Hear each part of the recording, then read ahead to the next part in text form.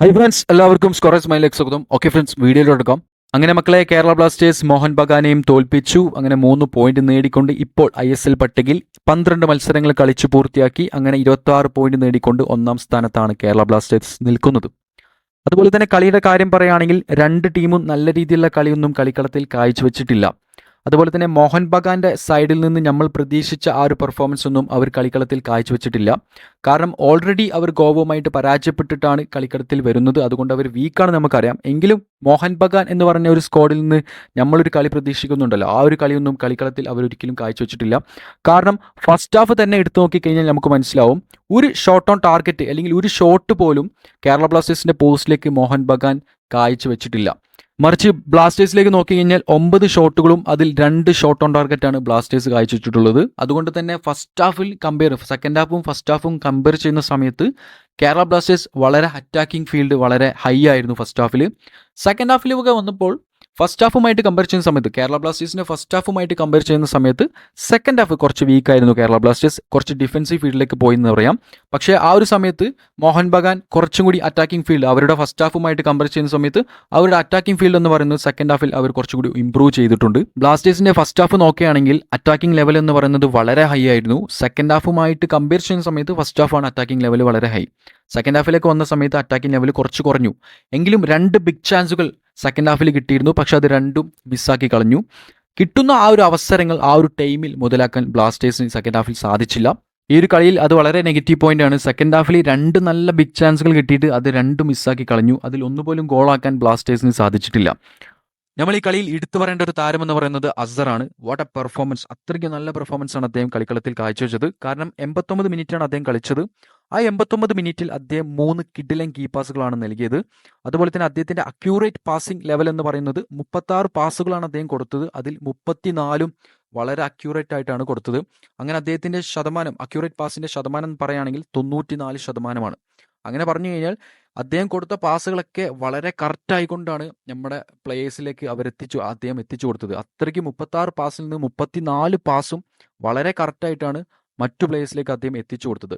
അതുപോലെ തന്നെ കളിക്കളത്തിൽ വലിയൊരു ബിഗ് ചാൻസ് അദ്ദേഹം ക്രിയേറ്റ് ചെയ്തിട്ടുണ്ട്.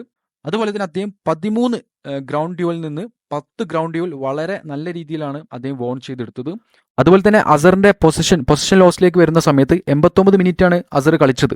ആ ഒരു 89 മിനിറ്റ് കളിച്ചിട്ടും അദ്ദേഹത്തിൽ നിന്ന് 6 പൊസിഷൻ ലോസ്റ്റ് മാത്രമാണ് സംഭവിച്ചത്. പൊസിഷൻ ലോസ്റ്റ് എന്ന് പറഞ്ഞു കഴിഞ്ഞാൽ കളിക്കളത്തിൽ അദ്ദേഹത്തിന്റെ കാലിൽ നിന്ന് ബോൾ മറ്റുള്ള ഇതിലേക്ക് പോകുന്നത്, അല്ലെങ്കിൽ മറ്റു പ്ലേയേഴ്സ് വന്നിട്ട് അത് പ്രിവെന്റ് ചെയ്യുന്നത്, ആ ഒരു കാര്യമാണ് പൊസിഷൻ ലോസ്റ്റ് എന്ന് പറയുന്നത്.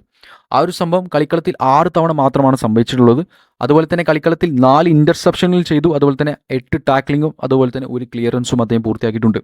നല്ല കിടിലൻ പെർഫോമൻസ് ആണ് അസറിനെ ഇന്ന് നമ്മൾ മോഹൻ ബഗാനുമായിട്ട് ഏറ്റുമുട്ടിയ സമയത്ത് അസറിനെ ഇന്ന് കളിക്കളത്തിൽ നമ്മൾ കണ്ടത്. പിന്നെ അതുപോലെ തന്നെ നമ്മൾ ഈ ഒരു കളിയിൽ എടുത്തു പറയേണ്ട ഒരു താരം എന്ന് പറയുന്നത് ഡിമിട്രിയോസ് ഡയമൻഡക്കോസ്, നമ്മുടെ നായകനെ സംബന്ധിച്ച് അദ്ദേഹം ഇപ്പോൾ ISL പട്ടികയിൽ 7 ഗോളുകൾ സ്കോർ ചെയ്തുകൊണ്ട് ISL 2023-24 ISL പട്ടികയിൽ ടോപ്പ് സ്കോറായി മാറിക്കഴിഞ്ഞു. അദ്ദേഹം കളിക്കളത്തിലെ 4 മിനിറ്റിൽ അദ്ദേഹം വളരെ അറ്റാക്ക് ചെയ്തുകൊണ്ട് പന്ത് എടുത്തുകൊണ്ട് ഒരു ഷോട്ട് ഇരുന്നു. അത് ഇറ്റ്വുഡായി പോയി. പക്ഷേ കിടിലം ഷോട്ടായിരുന്നു. നല്ല കറക്റ്റായിട്ട് പ്ലേസ് ചെയ്തു അദ്ദേഹം. പക്ഷെ 1 ഇഞ്ച് പോസ്റ്റിൽ തട്ടിക്കൊണ്ടായി ഗോൾ മിസ്സായി പോയി. അതുപോലെ തന്നെ അതിനുശേഷം 8-ാം മിനിറ്റിലാണ് അദ്ദേഹം പെപ്രയിൽ നിന്ന് വന്ന ബോൾ വളരെ അദ്ദേഹത്തിന്റെ ചെസ്റ്റ് കൊണ്ട് കം ഡൗൺ ചെയ്തിട്ട് വളരെ സ്ലോ ആയിട്ട് മൂവ് ചെയ്തുകൊണ്ട് 2 ഡിഫൻഡറിനെ മറികടന്നുകൊണ്ട് അദ്ദേഹം ഒരു ബുള്ളറ്റ് ഷോട്ട് പോസ്റ്റിലേക്ക് കാഴ്ചവെച്ചു. അത് ഗോളായി. വളരെ മനോഹരമായിട്ടുള്ള ഒരു ഗോൾ തന്നെയായിരുന്നു അത്. ശരിക്കും നമ്മളെ കളിക്കളത്തിൽ അഡ്രിയൻ ലൂൺ ഇല്ലാത്തത് കൊണ്ടുള്ള ആ ഒരു സ്പേസ് ഡിമിട്രിസ് നല്ലവണ്ണം കീപ്പ് ചെയ്യുന്നുണ്ട്. കാരണം ആ ഒരു നിരാശ ആരാധകരുടെ മനസ്സിൽ നിന്ന് അദ്ദേഹം വളരെ എടുത്തു കളയുന്നുണ്ട്. അത്രയ്ക്കും നല്ല രീതിയിലുള്ള പെർഫോമൻസ് ആണ് ഡിമിട്രിസിന്റെ കാലുകളിൽ നിന്ന് നമ്മൾ കണ്ടുകൊണ്ടിരിക്കുന്നത്. അതുപോലെ തന്നെ കളിയിൽ എടുത്തു പറയേണ്ട 2 മറ്റു താരങ്ങളാണ് നമ്മളെ CB പൊസിഷൻ സെൻട്രൽ ബാക്ക് എന്ന് പറഞ്ഞ മാർക്കോ ലെസ്കോവിക്കും അതുപോലെ തന്നെ ഡ്രിൻസിക്കും. 2 പേരും നല്ല കിടിലൻ ഡിഫൻസ് ആണ് കളിക്കളത്തിൽ കാഴ്ചവെച്ചത്. കാരണം ലെസ്കോ ആണെങ്കിലും ഡ്രിൻസിക് ആണെങ്കിലും ഡേഞ്ചറസ് ആയിട്ടുള്ള ഷോട്ടുകളൊക്കെ വളരെ ഈസി ആയിക്കൊണ്ട് ബ്ലോക്ക് ചെയ്യപ്പെട്ടു. കളിക്കളത്തിൽ മാൻ ഓഫ് ദ അല്ലെങ്കിൽ ഹീറോ ഓഫ് ദ പ്ലെയർ എന്ന് പറയുന്നത് ലെസ്കോവിക് ആയിരുന്നു. അതേസമയം ഈ ഒരു കളിയിൽ നമ്മളെ വളരെ നിരാശപ്പെടുത്തിയ ഒരു താരമെന്ന് പറയുന്നത് രാഹുലാണ്. രാഹുലിന് ബോൾ കിട്ടുന്ന സമയത്തൊക്കെ നല്ല രീതിയിലുള്ള കളി കാണാം എന്ന് നമ്മൾ പ്രതീക്ഷിക്കുന്നു. പക്ഷേ നമ്മളെ നിരാശപ്പെടുത്തുന്നു. വളരെ ഫ്രീ ആയി ചാൻസ് കിട്ടിയപ്പോഴും ഗോൾ അടിക്കുന്നു പ്രതീക്ഷിച്ചു. അവിടെയും നമ്മളെ നിരാശപ്പെടുത്തി. അത്രയ്ക്കും ബാഡ് ആയിട്ടുള്ള ഒരു പെർഫോമൻസ് ആണ് രാഹുലിൻ്റെ സൈഡിൽ നിന്ന് നമ്മൾ കണ്ടത്. അതുപോലെ തന്നെ നമ്മൾ ഇവിടെ പറഞ്ഞ കാര്യത്തോട് നിങ്ങൾക്ക് ഒരുപാട് അഭിപ്രായങ്ങളുണ്ടായിരിക്കും. നിങ്ങളുടെ അഭിപ്രായങ്ങളൊക്കെ കമൻറ്റ് ബോക്സിൽ രേഖപ്പെടുത്തുക. അതുപോലെ തന്നെ നമ്മുടെ ചാനൽ ഇഷ്ടപ്പെട്ട് കഴിഞ്ഞാൽ തീർച്ചയായിട്ടും ലൈക്ക് അടിക്കണം. അതുപോലെ തന്നെ നമ്മുടെ ചാനൽ സബ്സ്ക്രൈബ് ചെയ്യണം, മറക്കരുത്. നിങ്ങളുടെ സബ്സ്ക്രൈബ് ഒക്കെ നമുക്ക് വളരെ ഊർജ്ജമായിട്ടുള്ളൊരു കാര്യം. ഓക്കെ ഫ്രണ്ട്സ്, വീഡിയോ അവസാനിപ്പിക്കുന്നു. Bye, it's me scorers mind.